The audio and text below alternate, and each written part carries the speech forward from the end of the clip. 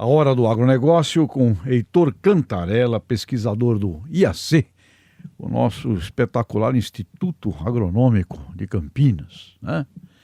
E também o coordenador desse programa extraordinário chamado NPV, Nutrientes para a Vida, do setor de fertilizantes de adubos. Obrigado por estar conosco aqui, Heitor, seja muito bem-vindo. É uma grande satisfação. E vamos falar, primeira coisa, vamos conversando principalmente com o nosso ouvinte aqui. Muita gente associa fertilizante a uma coisa não natural. Fertilizante é natural ou não é natural? Explica um pouco para a gente essa dúvida. Fertilizantes ou adubos, né, como são comumente conhecidos, são compostos naturais. Eu gosto de traçar um paralelo. Se nós pegarmos um solo da floresta amazônica, onde ninguém nunca esteve, ou da Mata Atlântica aqui no litoral de São Paulo, ou da mata aqui no Pico do Jaraguá, onde ninguém esteve, pegarmos um solo de lá, levarmos para o laboratório, colocarmos num frasco com água e agitarmos para que aqueles nutrientes passem do solo para a água, e lembrando que as plantas elas absorvem os nutrientes da água, não em forma sólida. Se nós agitarmos esse solo para que os nutrientes sejam transferidos para a água e depois filtrarmos a água, deixarmos ela decantar e depois evaporarmos a água, vai sobrar um sal lá, que são os nutrientes que estavam dissolvidos estavam no solo, né? E se a gente analisar esses sais, nós vamos achar nitrato de amônio, cloreto de potássio, sulfato de cálcio, fosfato de cálcio, cloreto de magnésio, que são exatamente os compostos químicos que estão no saco de fertilizantes. Portanto, são produtos absolutamente naturais. Ou seja, e outra dúvida que existe sempre é sobre adubos orgânicos ou minerais. Um é contrário ao outro? Existe uma briga, uma guerra aí dessas coisas? Ou é um problema de interpretação, de compreensão desse assunto?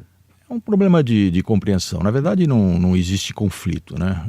A boa agronomia prevê que se utilizem tanto os adubos minerais como adubos orgânicos, né? Eu costumo dizer, no nosso dia a dia, né, nós no Instituto Agronômico somos responsáveis pelas recomendações de adubação e calagem para mais de 200 culturas no estado de São Paulo.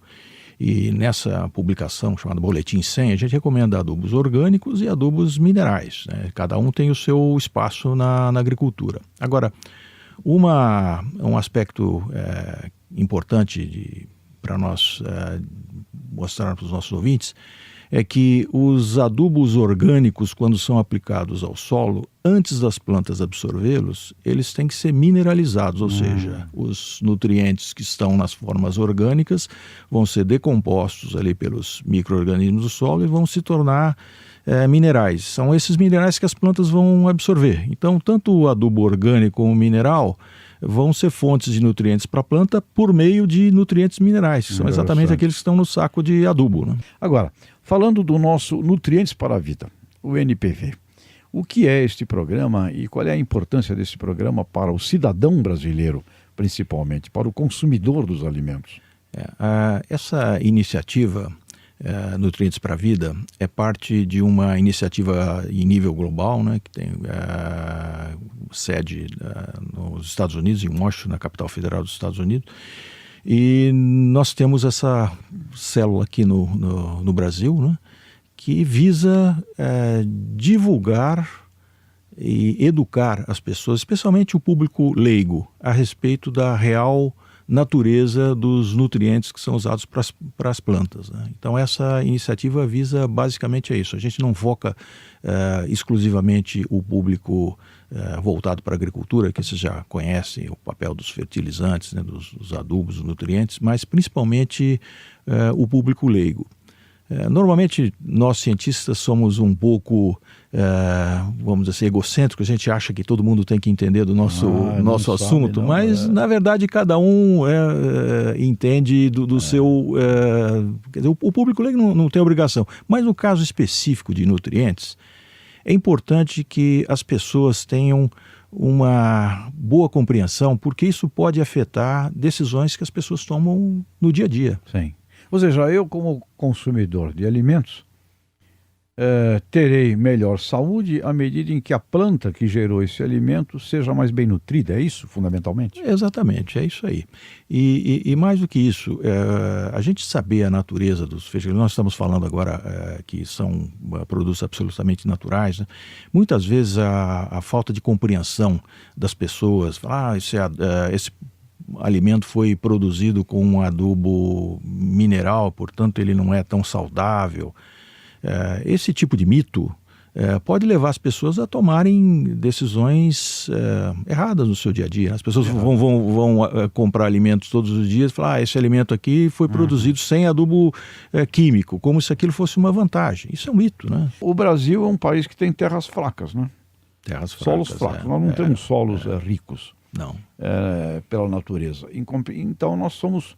Para fazer a agropecuária brasileira, nós temos que colocar os nutrientes no solo. Exatamente, Tá, exatamente. Então todo alimento brasileiro, ele é dependente de adubo.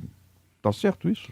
Está correto, e tem um outro aspecto que eu gostaria de chamar a atenção. O Brasil é um grande produtor de alimentos para o mundo, ou seja, a gente manda soja para a China, manda carnes para o mundo todo, café, enfim, produtos agrícolas, açúcar, né? Somos grandes exportadores de alimentos e essa vocação nossa só tende a crescer. Toda vez que nós mandamos um navio de soja para a China, nós estamos mandando junto com a soja nitrogênio, fósforo, potássio, que as plantas extraíram do solo. Então nós estamos empobrecendo o solo aqui. E para manter a fertilidade do solo e manter esse solo produtivo, nós temos que repor esses nutrientes. E essa reposição tem necessariamente que ser feita por meio de adubos, né? Fertilizantes. Heitor Cantarella, obrigado por sua vinda aqui na Jovem Pan. Parabéns pela coordenação do Nutrientes para a Vida e por seu trabalho lá com os nossos técnicos e pesquisadores do IAC, uma corporação científica que hoje não se fala tanto nela como já se falou. Então nós precisamos falar e relembrar aqui que o Instituto Agronômico de Campinas é uma pérola de pesquisa dentro do Brasil. Verdade. Não é? Muito obrigado pela oportunidade. Heitor. A gente está à Parabéns pelo disposição. NPV. Obrigado. Muito obrigado.